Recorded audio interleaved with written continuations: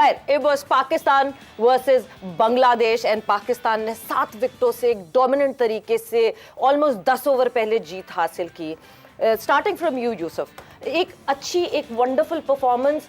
फिर थोड़ा सा जिटर किए मिडिल ओवर्स में, बट यस, इमाम ने कैरी फॉरवर्ड किया और इमाम ऐसे लेकर गए। पाकिस्तान को अभी से अब नेट रन रेट का ख्याल रखना है, बिकॉज अब से वो सिलसिला सुपर 4 का शुरू हो गया है।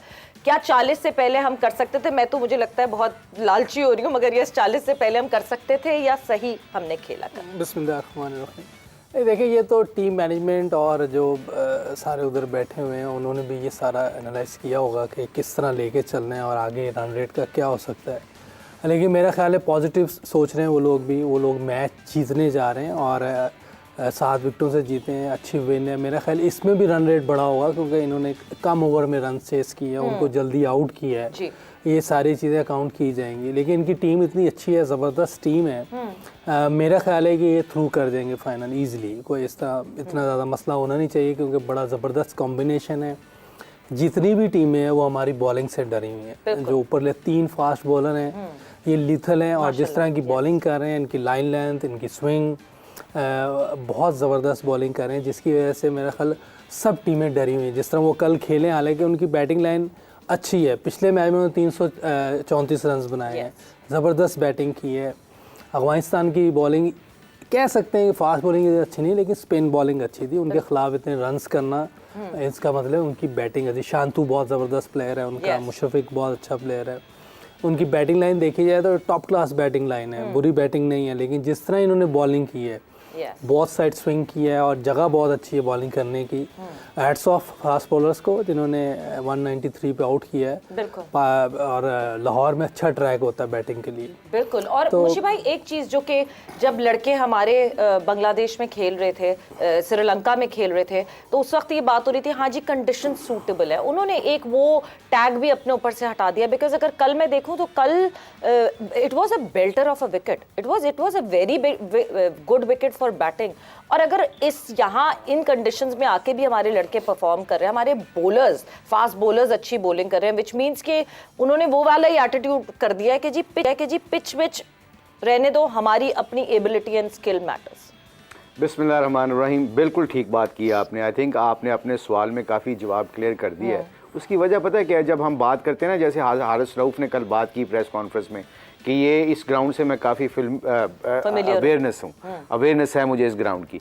तो I think coming back to Haris का जो पॉइंट होता है ना, जो व्यूअर्स को पता चलना चाहिए, जो अवेयरनेस या ग्राउंड से मुंसलिक होना या ग्राउंड की अवेयरनेस का पता होना, इसका रनअप से बड़ा ताल्लुक होता है फास्ट बॉलर का। आप इंग्लैंड में चले जाते हैं, साउथ अफ्रीका में चले जाते हैं, पिचों का कई दफ़ा ऐसा होता है कि आप पिचों का ना, पिच थोड़ी सी ऊपर होती है, ग्राउंड नीचे होते हैं, तो आपका रिदम नहीं बनता, आपका वो मोमेंटम नहीं बनता। जहाँ पे आप हर रोज़ बॉलिंग करते हैं, हर रोज़ प्रैक्टिस करते हैं, आपका पता होता है, आपका कॉन्फिडेंस लेवल ही डिफरेंट हो जाता है। तो आई थिंक ये एक अवेयरनेस तो ये थी जो कदाफी स्टेडियम से हारिस रऊफ ने बात की है। दूसरा, जो ये बातें हम कर रहे हैं, इसका 3 चीज़ों में देखिए, Shaheen totally different to Naseem and Haris. Shaheen जो है वो स्विंग बॉलर है और स्विंग के साथ साथ वो अपना उसकी वेरिएशन जो है वो नेचुरल वेरिएशन से बाहर भी निकाल लेता है, अंदर भी लेके आता है, और उसका angle totally different, left arm seamer है। आप नसीम शाह की आज, Naseem Shah is a seam bowler, not swing bowler. अच्छा, आप एक बैट्समैन यूसुफ से पूछें या किसी भी बैट्समैन से पूछें, जब वो एक स्विंग बॉलर को खेल के अगला ओवर सीम बॉलर को खेलता है तो उसको टेक्निकली उसको फिर भी इशू रहता है अगले ओवर में। तो आई थिंक ये 2 बड़ी टैक्टिकल मूव्स हैं जो पाकिस्तान बॉलर्स बड़े अच्छे स्मार्टली इस्तेमाल करते हैं। जब हारिस रऊफ की बारी आती है, he is quicker than both of them. वो 147, 148, इवन समटाइम 150 को टच करता है। तो जैसे बैट्समैन थोड़ा सेट होने लगता है तो एकदम पेस बढ़ जाती है। He beats with the speed. He beat with the speed. तो आई थिंक ये एक ऐसा एलिमेंट है कि आपने 15-16 ओवर के दरमियान से निकल के स्कोर करना है। तो इस 15-20 ओवर का जो पीरियड होता है, इसके अंदर जो पाकिस्तानी फास्ट बॉलर हैं, ये इनको बड़ा अच्छा यूटिलाइज कर रहे हैं और अपनी बेसिक्स को बहुत कंट्रोल में रखे हुए हैं। इसलिए अल्लाह के फजल करम से पाकिस्तान टीम की बॉलिंग, जो फास्ट बॉलिंग है, वो लीथल होती जा रही है। ये किसी भी कंडीशन में जाएंगे तो ये इंशाल्लाह चैलेंज किसी भी टीम को कर सकते हैं। पहले 4-5 जो उनके बैट्समैन है, किसी भी दुनिया के बैट्समैन, रीजन बिहाइंड दैट तीनों का डिफरेंट स्टाइल है, एक जैसा स्टाइल नहीं है। तीनों की हमें वेरिएशन अलग अलग मिलती है। लाला, आपको इस डिस्कशन में शामिल करते हैं। जो हमारे ये तीनों फास्ट बॉलर्स हैं, जैसे मुशी भाई ने भी कहा कि ये तीनों जो हैं एक अलग अलग वैरायटी आपके सामने पेश करते हैं। अगर तो एक की तैयारी करके आओ तो दूसरा, दूसरे की तैयारी करके आओ तो तीसरा। और हमने अभी आने वाले मैचेस में देखा, एक मैच में शाहीन ने जिम्मेदारी ली, अगले में हारिस रऊफ ने जिम्मेदारी ली। मेरा ख्याल से अब हम इंडिया के खिलाफ जो है वो नसीम को कोई कमाल करते हुए देखेंगे। आई होप तीनों बहुत कमाल करें, बट लाला ऐसा ही है, सबने अपना ना लोड अब बांट लिया आपस में। जी अस्सलाम वालेकुम। वालेकुम सलाम सारों को। सवेरा मुशी भाई ने जो बात की है बिल्कुल ज़बरदस्त बात की है। उसमें अगर थोड़ा सा ऐड करूं तो यही करूंगा कि जो हमारी बात होती हुई आ रही है कि मैं पर्सनली क्यों अपनी टीम से ज़्यादा बिल्कुल कॉन्फिडेंट हूं, उसकी वजह यही है कि आपके पास हर किस्म का वैरायटी वाला प्लेयर मौजूद है। जितने भी 15 लड़के 16 लड़के हैं माशाल्लाह से हर किस्म की स्किल्स इस टीम के अंदर है जो कि हमें नज़र आ रही है। अब हमारे बैट्समैन अंदर जाते हैं या बॉलर्स बॉलिंग करते हैं तो हम बड़े कॉन्फिडेंट बैठते हैं कि यार नहीं ये इंशाल्लाह ये आउट करेगा, या बैट्समैन जा रहे होते हैं तो हम कहते हैं यार नहीं ये लड़का जो है वो अच्छी फॉर्म में लगा हुआ है, ये जाके परफॉर्म करके आएगा।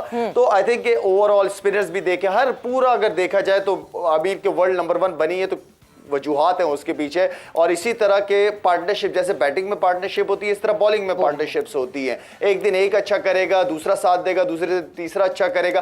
तो ये जो एक आदत सी बन गई है जीत की, इंडिविजुअल परफॉर्मेंसेस की, अल्लाह करे यही आदत बनी रहे। इंशाल्लाह यही आदत बनी रहे। इमामुल हक ने कल प्रेस कॉन्फ्रेंस में भी यही कहा कि मैं कुछ ज्यादा बात नहीं करना चाहता अपने फास्ट बॉलर्स पे, बस मैं सिर्फ ये दुआ करता हूं कि अगले 2 महीने तक ये लगातार इसी तरह टैंडम में बॉलिंग करते रहें और इसी तरह परफॉर्मेंस करते रहें। बट इरम कल जो है 10 ओवर के अंदर अंदर हमने 4 विकेटें हासिल कर ली थी। हम जनरली सारी टीम्स के अगेंस्ट जिनके अगेंस्ट खेल रहे हैं एटलीस्ट 1 से 2 विकेट तो हम पावर प्ले में पहले से ही चैलेंज दे देते हैं ऑपोजिशन को कि बैकफुट पे हो जाओ। बिल्कुल ऐसी है। देखें जिस तरह हमारा जो पेस अटैक है वर्ल्ड क्लास ऑलरेडी है, वो सारी दुनिया को पता चल गया, सिर्फ एशिया में नहीं सारी दुनिया को पता चल गया।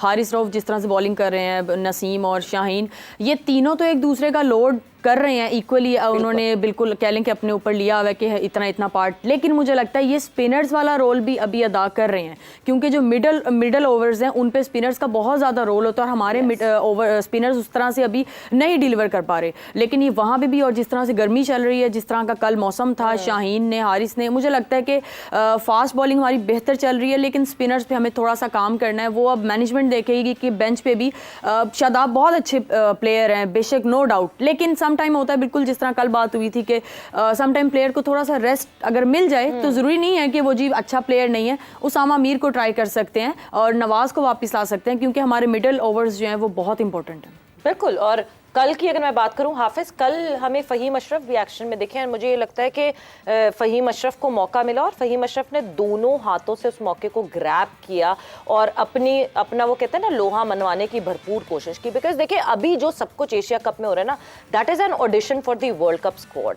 तो अब जब फ़हीम अशरफ आपको ऐसी परफॉर्मेंस करते हुए दिख रहे हैं, सिलेक्टर्स के लिए तो ये स्वीट पेन पड़ता ही जा रहा है।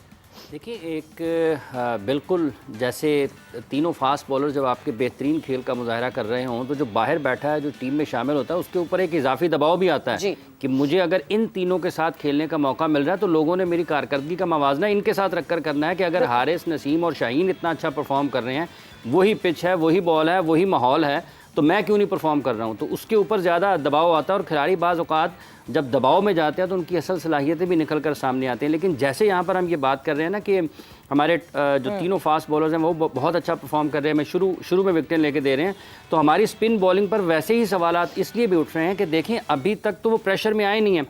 कोई मैच ऐसा भी होगा जिसमें आपको ऊपर से विकेटें नहीं मिलेंगी, आपके जो मुखालिफ बल्लेबाज हैं वो ज़्यादा अच्छा खेलेंगे, तो फिर दबाव जब आएगा उस वक्त हमारे स्पिनर्स किस तरह से जवाब देते हैं। और उसके साथ ये भी है कि जब आपके पास 3 या 4 फास्ट बॉलर्स हैं तो आपके पास एक फास्ट बॉलिंग कोच है, आपके पास 5-6 बल्लेबाज हैं तो आपके पास एक बैटिंग कोच है, तो आप तो बहुत ज़्यादा इन्हिसार कर रहे हैं अपने स्पिनर्स के ऊपर। 20, 25, 30 ओवर्स आपको स्पिनर ने करके देने हैं, तो फिर क्यों आप इस तरीके से नहीं सोच सकते हैं कि अगर आप स्पिन बॉलिंग कोच की तरफ क्यों नहीं जा सकते हैं? क्योंकि जब कोई ख़ास किस्म का मसला अगर किसी स्पिनर को है तो एक स्पिन बॉलिंग कोच अगर उसके साथ 8, 2, 4, 5 चक्कर लगाएगा स्टेडियम के, जब वो प्रैक्टिस कर रहे होंगे, तो कुछ चीज़ें जो उनकी आपस में बातचीत होगी, यकीनी तौर पर वो उस नतीजे तक पहुंचने की कोशिश ज़रूर कर लेगा जो जिससे विकेटें नहीं ली जा रही हैं या अच्छा खेल पेश नहीं कर पा रहा है, तो अपने कोच के साथ वो बात करके उसको फ़र्क ज़रूर पड़ सकता है। तो ये चीज़ मेरा ख्याल है एक देखने वाली है कि आप बॉलिंग कोच के, फास्ट बॉलिंग कोच के साथ हैं, आप बैटिंग कोच के साथ हैं, जब आप सब कोच रख सकते हैं, आप माहिर नफ्सियात रख सकते हैं, तो फिर आप जब 25-30 ओवर जिन्होंने करने, आप उनको कैसे नज़रअंदाज कर सकते हैं? बिल्कुल। और एक छोटी छोटी, देखिए स्टेज पे छोटी छोटी ट्वीकिंग्स, ऐसा नहीं होता कि आपको पूरी कोई टेक्निक समझानी होती है,